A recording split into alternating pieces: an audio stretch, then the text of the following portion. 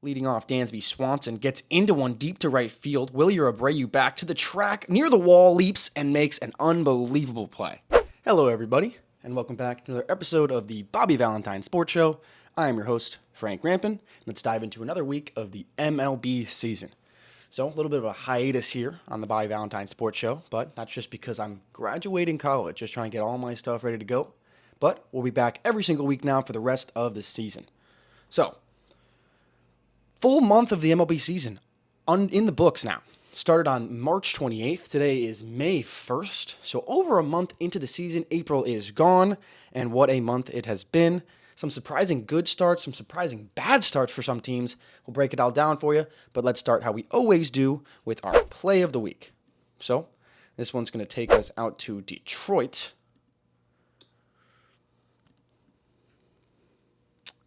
Bottom of the third inning here.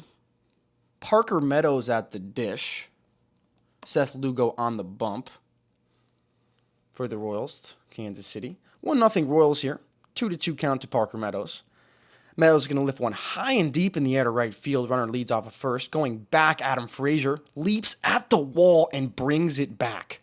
Couple shuffle steps, fires back into first. One hop on the bag, double play.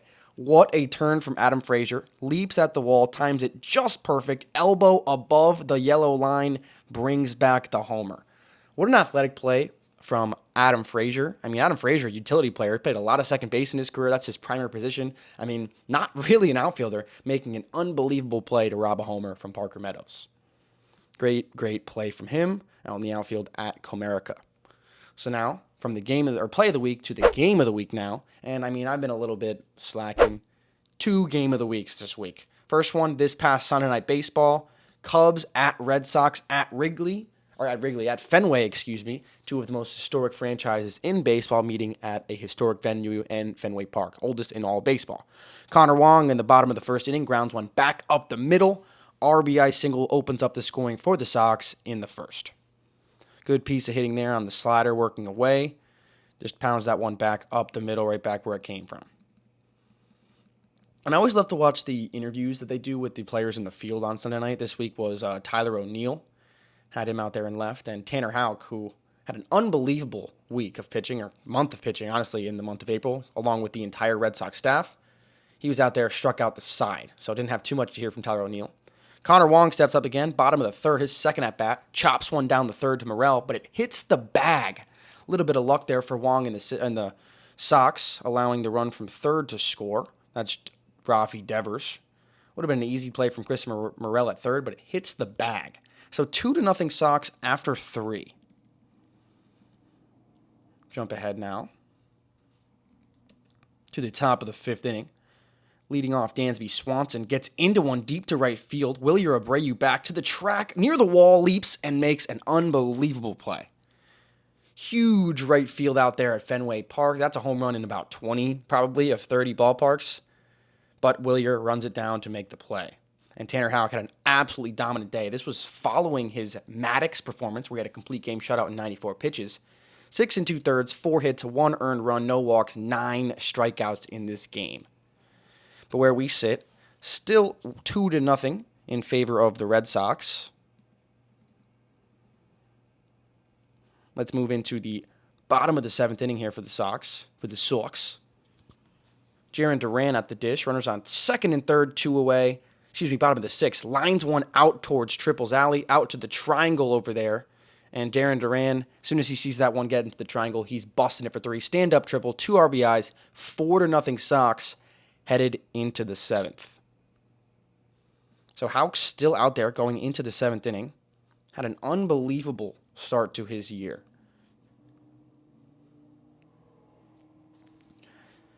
All these Red Sox pitchers, we're going to get into it more as we go through the breakdown, but this Red Sox pitching staff has been absolutely unbelievable to start off this season.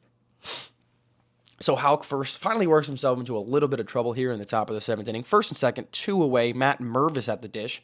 Grounds one past the first baseman. Throw in from right, not going to be in time, and the Cubs get on the board. So an RBI single from Mervis makes it 4-1, and Alex Cora is going to come out and get Houck.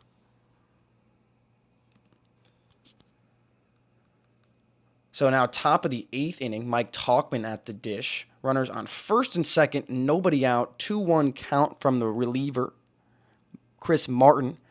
Lined into deep center field, going back to Rand. He's going to look up, and that ball is gone. A game-tying 3-run home run from Mike Talkman in the top of the 8th inning knots this game up at 4.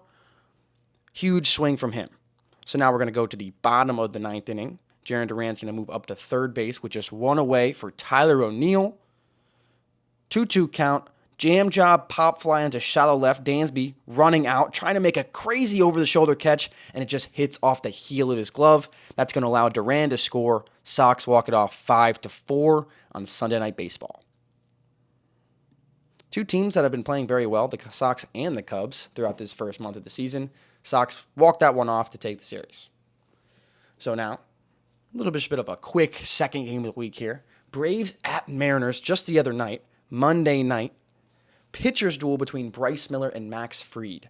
This game was unbelievable. I had a MLB big inning on the other night, and this game comes on halfway through it, and it's like 0-0 into the 7th. Whoa. Interesting. We'll get more into that. So we'll pick things up here in the top of the 4th inning, 2 away. Austin Riley's going to hit one off the end of the bat to shallow right field. Oncoming Mitch Haniger, who slides to make a great play. So great jump read there off the shallow fly ball from Mitch Haniger in right. Erases Austin Riley. So a nice defensive play to start off this highlight reel. And so I said I was going to mention it later on, but I guess I'll just do it right now. Top of the 4th inning, that was a great play. 0-0 all the way to the 7th. Both pitchers took no-hitters into the 7th inning. Bryce Miller, no-hitter through 6. Same thing with Max Fried, his counterpart. So a brilliantly pitched game on both sides as we work our way into the 7th. So, top of the 7th inning, Bryce Miller still out there for the Mariners after he's worked through 6 no-hit innings. Both pitchers worked through 6 no-hit. Back to the top of the order for the Braves, Ronald Acuna Jr., last year's MVP, created the 40-70 club. Grounds one sharply. Dylan Moore behind the bag at second, trying to corral it, but unable to field it cleanly. So that's the first hit of the game for either team off the glove of the shortstop. Acuna takes off for second, gets in there, because this is what he does. And what do you think's going to happen here? Takes off for third. Miller's not paying attention to him. Swipes second and third. So after the first base hit of the day, he gets all the way to third after 2 steals. And now Albies lines one high and deep in the air to right. That short hops the wall. Brings in Acuna. 1-0 Atlanta in the 7th. So Fried has his no-hitter through 6, but he threw 100 pitches through those 6. So Pierce Johnson, the reliever, comes in to try to preserve the no-hitter, now with the lead. 3-2 to Cal Raleigh with 2 outs, strikes him out, and the no-hitter is alive through 7. So now bottom of the 8th inning, Seattle still doesn't have a hit after a walk to Ty France. Josh Rojas at the dish. Lines one just past Albies at second. First hit of the game for the Mariners. Gets things going. First and second, nobody out. Now Luke Raley grounds one. Albies dives, stops it, but unable to make the play. So now loading the bases with an infield single. Julio Rodriguez up. 2-2 count off the end of the bat. Not deep enough to left field. Caught by Kelnick, 2 away. And then Mitch Haniger waves at a slider. Jimenez gets out of trouble after working the bases loaded, 1 out. Still 1-0 Braves after 8. So now we're going to go to the bottom of the 9th inning. Still 1-0. A.J. Minter at the dish. Runner on first. No outs for Mitch Garver. Mitch Garver been struggling this year, trying to get things going. Hanging slider. Takes it deep to left field. Sends everybody home happy. Walk-off 2-run homer brings the Mariners back from the dead. Didn't get a hit until the bottom of the 8th inning. Didn't score until the final 2. Walk-off 2-run homer. 2-1 Mariners win. What a game that was. Double no-hitters all the way until the 7th. Crazy, crazy, crazy late innings action. And then a walk-off home run from Mitch Garver. So, a couple of great play of the week from Adam Frazier robbing a home run double play, and then 2 games of the week, Cubs, Red Sox, and then Mariners, Braves. So now, after a month has gone by in the season, let's go into the standings update. And a lot of stuff to update you on here. AL East, 19-10 Baltimore Orioles. They are sitting at the top. During this month that we've been missing from you, Jackson Holliday was called up to the major leagues. The MLB's number 1 prospect, 20-year-old Came up, had a struggle of a first couple weeks in the big leagues and got sent back down. He did record an RBI in his MLB debut on a ground out to second base at Fenway Park, but it didn't go too great for him. He was about 1 for 30 with about 15 strikeouts. So the youngest players to record an RBI in their major league debut for the Orioles / the Browns franchise. Brooks Robinson, he's the youngest. He did it 18 years, 122 days back in 1955. Andy Etchenbarren was 19 years old and 98 days back in 1962. Ron Hansen was 20 years old and 10 days back in 1958. And Jackson Holliday, the fourth youngest Oriole of all time to record an RBI in their first game at 20 years and 128 days on April the 10th of this year. Colton Cowser came up just around the same time as Jackson Holliday, a little bit beforehand. He became the first player in franchise history to have 10 RBIs in a 3-game set at Fenway Park ever. He came out tearing the cover off the baseball. He's still hitting well for the Orioles. The Orioles had 5 straight games with 3 or more homers, one shy of the MLB record since 1900, set by the 1987 O's. Craig Kimbrell passes Billy Wagner for 7th all-time on the save list with 423, and they lead the majors with 44 home runs through 27 games, which is actually the most they've ever had through 27 games in franchise history. So this Orioles team looks very, very good, and Gunnar Henderson is playing at a MVP caliber right now. He's only the 3rd player in Orioles history since 1954 to have 10 or more homers since before May 1st, which would be today. Brady Anderson did it in 1996 when he had 11, and Frank Thomas did it in 1969 when he had 10. So Gunnar Henderson tied with Mike Trout for the league lead, but Mike Trout not going to be adding to that total anytime soon as he has torn his meniscus. So Gunnar Henderson really looks like the AL MVP favorite after the first month of the season, and the Orioles are the best team in the East. Yankees 19-12. They won the first 5 series to start the season for the 3rd time in franchise history, other times being 2010 and 1926, that 1926 Murderers Row team. Giancarlo Stanton now homered against all 30 teams after he homered against the Marlins a few weeks ago. 76th player all-time to do this. Juan Soto, unbelievable. Juan Soto's been the best. So in my opinion, as a month into the season, if there were to be hitter power rankings that I would make, number 1, I don't even know who would put number 1, but tied number 1, best hitter in the American League, 100%, Juan Soto. Best hitter in the National League, 100%, Shohei Ohtani. So, I mean, started off as Mookie for the first couple weeks, but Shohei has been unbelievable over the past 3. So, Soto, Ohtani looking like clear favorites to win MVPs in both leagues right now. Unbelievable. Soto reached base 4+ times in a game, 76 times in his career. That's the 4th most in MLB history before turning 26, and he's the 2nd Yankee since RBIs became a stat to have 5 homers and 20 RBIs through the Yankees' first 20 games of the season. The only other person to do that was Glenn Allen Hill for the Yanks back in 2000. Here are players in the history of baseball to have 150 or more homers and a 420 or higher on-base percentage through their first 800 games. Babe Ruth had 198 homers, 462 on base. Lou Gehrig, 156 homers, 436 on base. Jimmy Fox, 168 homers, 431 on base. Ted Williams, 178 homers, 485 on base. Frank Thomas, 185 homers, 451 RBIs on base. Juan Soto, 165 homers, 422 on base. So only the 1, 2, 3, 4, 5, 6 player ever to do this through their first 800 career games. And the other 5 are Hall of Famers. Unbelievable. Aaron Judge passed Derek Jeter and moved into 9th place on the Yankees' all-time home run leaderboard with 261. And Anthony Rizzo hit number 300. He's now one of 12 active players with 300 home runs. The Red Sox, 17-13. Kenley Jansen tied John Franco for the 5th most saves of all time with 424. Tyler O'Neill has hit 7 bombs in the first 14 games in the year. Great start for the Red Sox pitching staff and Tyler O'Neill. And now he's got 9 home runs for the first 19 games, tied with George Scott for the most through 19 games with Boston in franchise history. Tanner Houck, 94-pitch Maddox complete game, first for the Red Sox in 2014, and the game only took an hour and 49 minutes. An hour and 49-minute baseball game. It was the shortest MLB game since 2010 when Cleveland lost to Detroit, and that game was the infamous Armando Galarraga should-be-perfect game. Jim Joyce, Cutter Crawford, best ERA in the majors or best ERA by a Sox starting pitcher since 1991. 0.66 Cutter Crawford's ERA is. Ceddanne Rafaela became the first Red Sox player to tally 7 RBIs while only hitting 1 home run in the game. First time since Jack Clark back in 1991, and he's the second rookie in MLB history to go 4 for 4 with 7 RBIs and a stolen base, joining Bo Jackson back in 1987. So good company there for Ceddanne. And the Red Sox have a 2.59 team ERA. That's the best through 30 games since 1920. Ridiculous.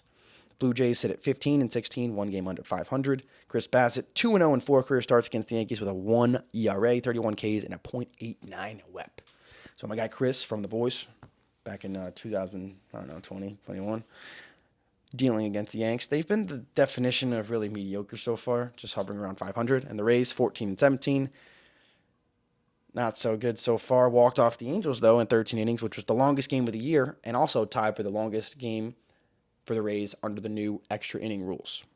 So to the National League East, the Braves, 19 and 9. Yeah.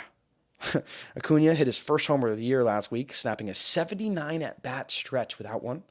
Travis d'Arnaud is the third Braves player since at least 1901 with a 3-home-run game, including a grand slam, and he joins a list of just 2 other catchers to have multiple 3-home-run games.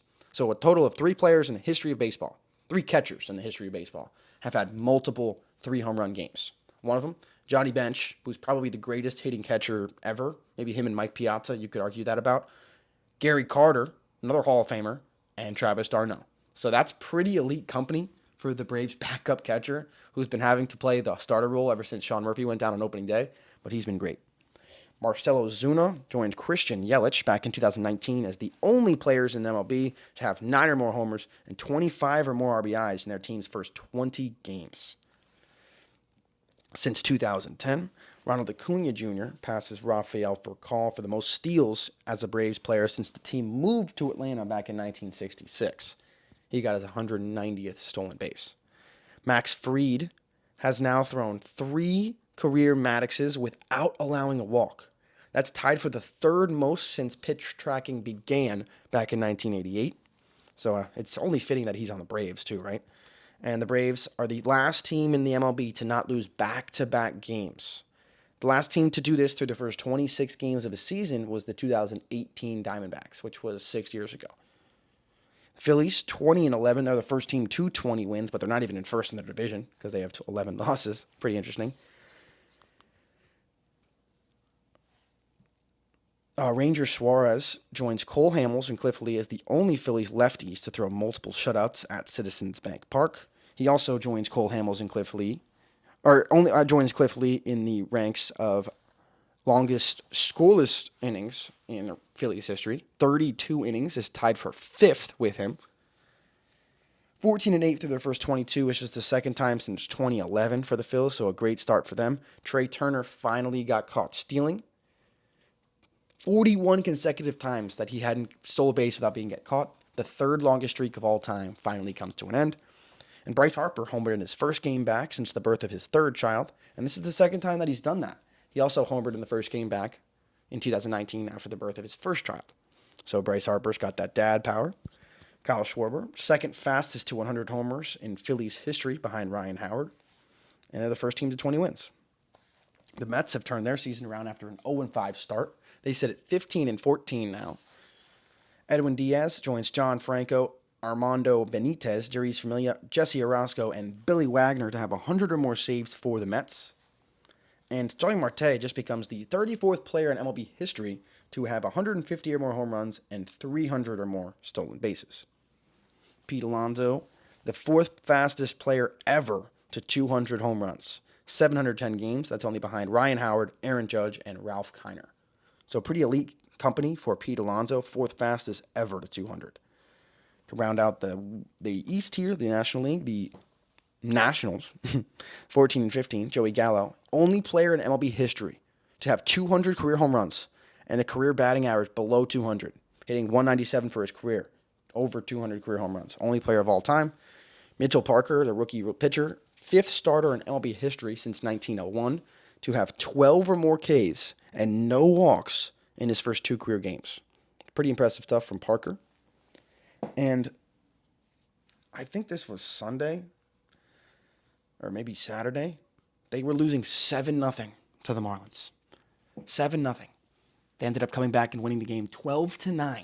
It was the largest comeback on the road for the Nationals since 2015. The Marlins have really been the worst team in the National League, that's for sure. Them and the White Sox have been fighting it out for the worst team in the league. And man, they played an unbelievable game last night, though, where they walked off the Rockies in 10. It was the first game in MLB history since 1901 where 5 or more runs were scored in the top of the first, 5 or more runs were scored in the bottom of the ninth, and there were no runs scored in between. So the Rockies scored 5 in the first, no runs all the way to the bottom of the ninth. The Marlins tie up with 5, go to the 10th, Rockies score 1, Marlins score 2. Walk off. Wild. Your best team in the American League right now, the Cleveland Guardians, sitting at a 19-10 record. Unbelievable start for them. Their pitching has been great. They've been scrappy. Stephen Kwan's one of the best hitters in baseball right now. Jose Ramirez, he's always there. Andres Jimenez, unbelievable. This team is scary. Royals 18-13. Bobby Witt becomes the first player in Royals history with 4 hits, 4 runs scored, 5 RBIs, 2 homers, and a stolen base in a single game. Their offense has been hot. Salvador Perez becomes the 12th primary catcher in MLB history to hit 250 career bombs. His 838 RBIs are also 5th on the Royals' all-time leaderboard. And the Royals set a franchise record for 17 wins in the month of April. Tigers at 17-13. They've been much better. Tariq Skubal's been unbelievable on the mound. This team has a chance to be much better this year. 17-13, 4 games over through the first month. The Twins are the hottest team in baseball right now, sitting on a 9-game win streak, their longest since 2008 when they won 10 in a row. And right now, so they decided to go into Anaheim against the Angels, and they scored 32 runs in that series, right? Most in a series versus the Halos since 1996. And when Carlos Santana hit a home run, he was seen catching a casing of some sort of thing, looked like a piece of meat. Sausage. A casing of sausage was thrown at Carlos Santana. He caught it, and they have a summer sausage that they give around, bring with them all wherever they go, and give out when they hit home runs. So the home run sausage alive and well in Minnesota, and they're the hottest team in the league, 9 wins in a row. The White Sox were shut out in 8 of their first 22 games of the season, an MLB record. This White Sox team has been terrible. I saw a stat the other day where it was like John Lester's numbers as a hitter when he was 35 years old, and obviously John Lester not known for his hitting, were like 195, like ridiculous bad. If you add up the entire roster of the White Sox, you get about the same numbers as John Lester as a 35-year-old pitcher. So that's where they're at right now. National League Central, Brewers 18-11, and I mean, this team always finds a way to be good. They really do. They scored 7 runs in 6 straight games. Jackson Chourio, youngest player to hit 3 home runs in the first 13 games since Andrew Jones in 96, and the 4th youngest player since 1900 with 4 homers in his first 17. They've been great. Wild game last night against, the Rays. They had a fight with Jose Siri, but not really. The Cubs 18-12. Showtime Managa's been unbelievable. First Cub pitcher since 1913 to have 0 earned runs and 4 innings pitched in each of the first 3 appearances. 18 1/3 innings pitched with 0 ERAs to start his career as the longest by a Cubs pitcher in the expansion era. And he's the 6th pitcher ever to have a sub-1 ERA in his first 5 career games since 1913. Pretty impressive stuff. Michael Busch tied the Cubs franchise record with 5 straight games. Pete Crow Armstrong becomes the first Cubs player since 2022 to homer for his first MLB hit. And the Cubs, 18 wins through March and April, most in franchise history, surpassing 17 they did in 2008 and the magical 2016 year. The Reds are 16-14, my division winners. Ellie De La Cruz, youngest player with 3 stolen bases and a homer in a game, and he's the 6th player ever to have 7 homers and 15 steals in a calendar month. And then he hits 8 home runs, gets 17 steals in the month of April, and he becomes the only player since 1901 to have those numbers. Unbelievable. Cardinals 14-16, back-to-back years not having a great start, but have a chance, still hovering around 500. Pirates 14-17. Man, they started off the year 9-2, like hottest team in the league, and now they're 14-17 at the bottom of the division. McCutchen finally hit home run number 13, was sitting on that one for a while. The injury to the Achilles last season kind of hurt that one, but he's the fourth Pirate to do so. McCutchen, Jeremy Burnitz, Willie Stargell, and Ralph Kiner. And in MLB history, right? Here's the list of players that have 2,000 hits, 400 doubles, 45 career triples, 300 career home runs, and 200 career steals. Hank Aaron, Hall of Fame. Carlos Beltran, not sure. Barry Bonds, Hall of Fame. George Brett, Hall of Fame. Joe Carter, Hall of Fame. Andre Dawson, Hall of Fame. Steve Finley, not positive. Reggie Jackson, Hall of Fame. Willie Mays, Hall of Fame. Frank Robinson, Hall of Fame. Larry Walker, Hall of Fame. Dave Winfield, Hall of Fame. And the boy, clutch 22 over in Pittsburgh. One of 1, 2, 3, 4, 5, 6, 7, 8, 9, 10, 11, 12, 13 players in the history of baseball. 2,000 hits, 400 doubles, 45 triples, 300 home runs, and 200 stolen bases. So Kutch, Pittsburgh legend, potential Hall of Famer. The Pirates went 22 and a third inning straight without a walk. Longest streak in franchise history since July of 2001. And Jared Jones becomes the fourth pitcher since 1893 to have at least 7 Ks in their first 5 starts, joining Masahiro Tanaka, Steven Strasburg, and Jose De Leon. Rounding things out with the West, Seattle leading the American League West 17 and 13. Pitching staff has been unbelievable. They went 35 innings without a walk, new franchise record. They have a team 1.5 ERA in the month of April. MLB's best single 14 they were at 1.5 ERA since April 18th. So it was the best 2-week stretch for a team since Cleveland back in 2017. Logan Gilbert is 31-0 in career starts where the Mariners give him 3 runs of support. Unbelievable. And they actually played in the second coldest game in Mariners history this past week. 33 degrees at the first pitch, and it snowed against the Rockies. So they're in first place right now. Their pitching's been unbelievable. The Rangers are 16 and 14 right now in second. Wyatt Langford hit his first career home run this past weekend. It was an inside the Parker. 5th Ranger ever hit an inside the Parker for his first career bomb. Adolis Garcia, the first Ranger since Elvis Andrus to reach base safely 4 or more times, steal 2 or more bases, and have 2 or more RBIs. And in third place in your American League West, the Oakland Athletics. The boys have been playing unbelievable baseball so far. 14 and 17. 14 and 17. I mean, you kidding me? That's 3 games under 500. Have been playing some really good baseball. They beat the Rangers in a series. They beat them 1-0 in a game. They're the first team to lose 110 or more games in the season prior, and then come into the next season and beat the defending World Series champions in a game 1-0. I mean, that stat doesn't really mean anything, but I mean, hey, the boys. They won 3 consecutive series for the first time since May of 2021. May of 2021. Unbelievable. Paul Blackburn started the year with 22 and a third scoreless innings. That's the longest season-opening scoreless streak by a starting pitcher by the Oakland A's, and the second longest in A's franchise history. Remember, they have a couple different cities in their history. Harry Krause had 23 back with the Philadelphia A's in 1910, so only like 2 outs away from tying that. And since 1900, Blackburn is the second A's pitcher to start his season with 3 scoreless starts, joining Drew Pomerantz back in 2014. Blackburn faced 100 hitters this season before allowing his first home run. That's the longest streak by an A's starter back since 2014, Sonny Gray. Mason Miller, 103.7 mile-an-hour fastball, highest of the year. He's been unbelievable, unhittable. We just passed the first game ever, the anniversary of the first game ever in Oakland, April 17th, 1968.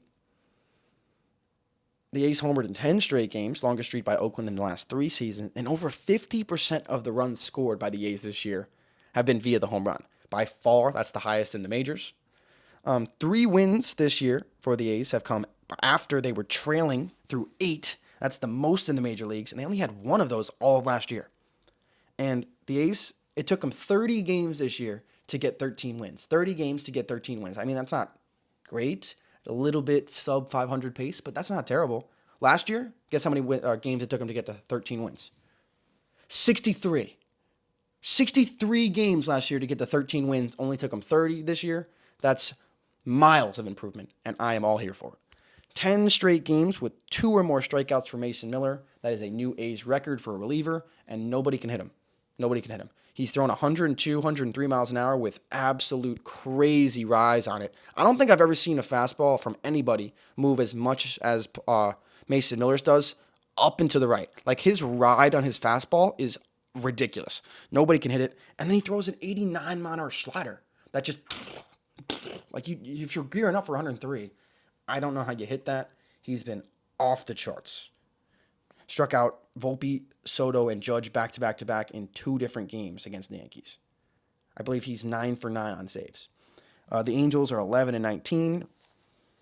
Mike Trout, 10 homers on the year, tied for the league lead. 10 of his home runs, his last 10, all solo shots. 235 of his 373 career home runs are solo homers. That's 63%.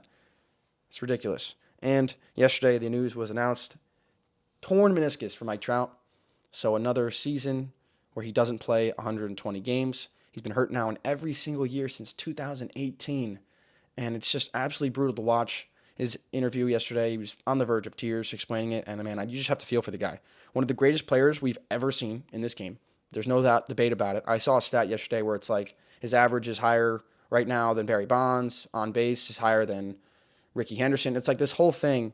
Throughout this point in his career, he's better than every Hall of Famer ever. His WAR is higher than Ken Griffey, and he's never contributed to one playoff game. He's one of the greatest baseball players that I've ever seen, we've ever seen, the sport's ever seen, and he's never contributed in one playoff game, let alone series game. It's a shame, and it's going to be the 7th consecutive year now that he's going to miss time due to injury. Significant time, going to miss most of the year. Astros 10 and 19. They're the 2nd worst team in the American League. Yeah. Astros, 2nd worst team in the American League. Jose Altuve still has 8 doubles through the first 16 games. Unbelievable. Altuve, 7 homers off of Nathan Eovaldi, most off of any pitcher. Verlander passes Phil Niekro for sole possession of 12th place on the career strikeout list, 3,346. And Yordan Alvarez joins Byron Buxton, the only players in the StatCast era to hit multiple 460-foot home runs in the same game. Did that in Mexico City in that series. 7,500 feet the elevation of that stadium. So to round things off with the National League West, who do you think's in first there? You're right, the Los Angeles Dodgers, 19 and 13, but not the greatest start that we could have imagined from them. Ohtani, he's been unbelievable. Talked about him and Soto earlier, best 2 hitters in baseball.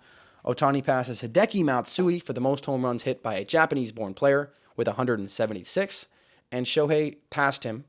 He hit more home runs than Hideki Matsui in 2,029 career at-bats. He passed his home run total in over 2,000 at-bats fewer. What an absolute psycho. So here's the leaderboard for home runs hit by a Japanese-born player. Obviously, Shohei leads the list now with 176, 2018 to present. So he did that all in 6 years plus a month. Hideki Matsui hit 175 in 9 years. 10 years, actually. 2003 to 2012. 10 seasons took him to hit 175. Shohei, give me 6 in a month. Ichiro played even longer. He played for 20 seasons, and he only hit 117, but that's a little different. Shohei has the most hits, 39. Extra base hits, 21. Highest batting average, 371. Highest on-base percentage, 433. Highest slugging percentage, 695, ever through his first 26 career games. So he's been the best player in the baseball since he's been in baseball, and this is the best we've ever seen him play. So Shohei just continuing to, I guess, up and to the right, up and to the right, up and to the right, up and to the right, up and to the right. Guy's a psychopath. So even though he's got this betting scandal over his head, it doesn't even matter. Just up and to the right, up and to the right, up and to the right. Psycho. So Dodgers now 2-0 in games where they had 0 extra base hits. We're 2-39 in games from 2017 to 23. Pretty impressive. The Dodgers had 0 strikeouts in a game for the first time since August 28th of 2006. This came at Chase Field in Arizona. And this was the first time that Arizona had ever thrown a game at their home field without throwing any strikeouts. So now the Giants, they're in second place, sitting 2 games under 500 at 14 and 16. Jorge Soler hit a home run that was the first Giants home run at home at Oracle Park since October 1st of 2023. 201 days in between home runs for the home team at their home stadium. Pretty impressive stuff, but this division not so great. Padres 15 and 18. Fernando Tatis, 11 home runs at Dodger Stadium, most in any road ballpark. Jackson Merrill becomes the first Padre to get a hit on his 21st birthday, and the first MLB player to do it since Alberto Mondesi back in 2016. The D-backs, the National League representative in the World Series last year, not too great of a start, 14-17. They did have a 22-hit ball game against the Giants. That's tied for the most in a single game in franchise history. And it was the fourth time the D-backs have scored 15 runs against the Giants. An interesting thing last night when they played the Dodgers, a bee delay took about 2 hours. A colony of bees made their way on top of the back net behind the plate, all the way up at the top. 2-hour delay almost in that game because they had to call in a bee specialist. He came in, vacuumed him out, and then let the guy throw out the first pitch. So D-backs, interesting stuff going on in Arizona. They're 14-17. The Rockies, 7-22. Not great. Unfortunate. They won their first game ever at the Rogers Center in Toronto after starting 0-9. And they played a game that went into extra innings at home at Coors Field, 0-0 going into extra innings. Only the third time ever. And also, the Rockies, they set the MLB record. They're 7-22. So what? That's 29 games. They've gone 29 games. Every single game they've played in the 2024 season, they've trailed for at least a portion of the game in all 29. First and only MLB team to ever do so. Not a great start. Looking to finally have a chance to win a game like end to end. Last night they had a chance. Like I said, they scored 5 in the top of the first. Didn't give up any runs until the bottom of the ninth. They gave up 5 to tie it and then lost the game in the 10th. So brutal. 29 games without a lead or without a game, keeping the lead the whole time for the Rockies. They're just trailing all year. So that's going to do it here. First month of the MLB season in the books. What a month it has been.